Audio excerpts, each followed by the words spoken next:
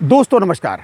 एक अपडेट भाई साहब यह है कि जैसा कि मैंने पिछले वीडियो में आपको बताया था, जी हाँ, बैंकर्स के यानी रिटायरीज़ के पेंशन अपडेशन के मामले में, जी हाँ, एक जो सीएलसी को नोटिस गई, यानी कि सीएलसी साहब के यहाँ कंप्लेंट फाइल की, इसको कंप्लेंट केस कह सकते हैं, ये फाइल की थी वी बैंकर्स के जो कन्वेनर हैं, चेयरमैन कह सकते हैं, जी हाँ, कमलेश चतुर्वेदी साहब ने, इन्होंने फाइल की थी।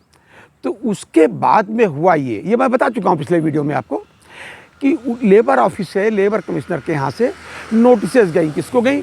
आईबीओ को गई, इन सब लोगों को आईबीओ वगैरह ये सब बुलाए गए, लेकिन कुछ लोग नहीं बुलाए गए। आप सोचेंगे ये बात मैं पिछले वीडियो में बता चुका हूँ, तो आज क्यों बता रहा हूँ? आज इस वजह से भाई साहब बता रहा हूँ, इसमें वैसे हुआ जैसे किसी मतलब काम न करने के मामले में या किसी आपराधिक मामले में, ये उदाहरण के लिए बता रहा हूँ। कोई एफआईआर की जाती है तो पुलिस वाले का मन हुआ, जिसको मन हुआ उसको बुलाया, जिसको मन हुआ नहीं बुलाया, जिसको मन हुआ उसको सम्मन किया। सम्मन माने बुलाना, कोर्ट के सम्मन की बात नहीं कर रहा हूँ भाई साहब। तो इन्होंने क्या किया है, आईबीए को तो बुला लिया भाई साहब, आईबीए को बुलाया, लेकिन इनको नहीं बुलाया, जो महत्वपूर्ण बात थी। तो मैं आपको बता दूं कि अपने इलाहाबाद, उत्तर प्रदेश के इलाहाबाद यानी कि प्रयागराज से एक है मिस्टर जे एन शुक्ला साहब। जे एन शुक्ला साहब ये पेंशनर्स के बहुत बड़े एक्टिविस्ट हैं और इनका अपना अलग फोरम है, उसके एक कन्वेनर हैं। इन्होंने एक चिट्ठी भेजी है सीएलसी को, दिल्ली में सीएलसी को पत्र में डाला उनका।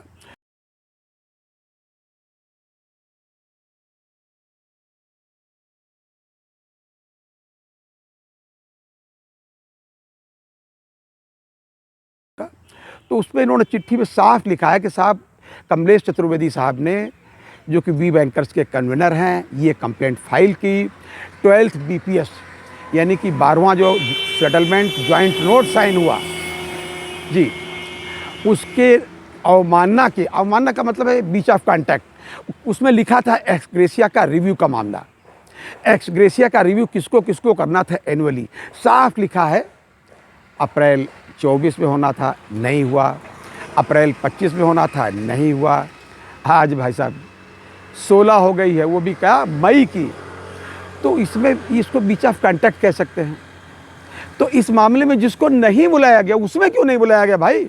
उन्होंने सीधे सीधे कहा डीएफएस मॉनिटर करता है, डीएफएस को भी समझ जाना चाहिए।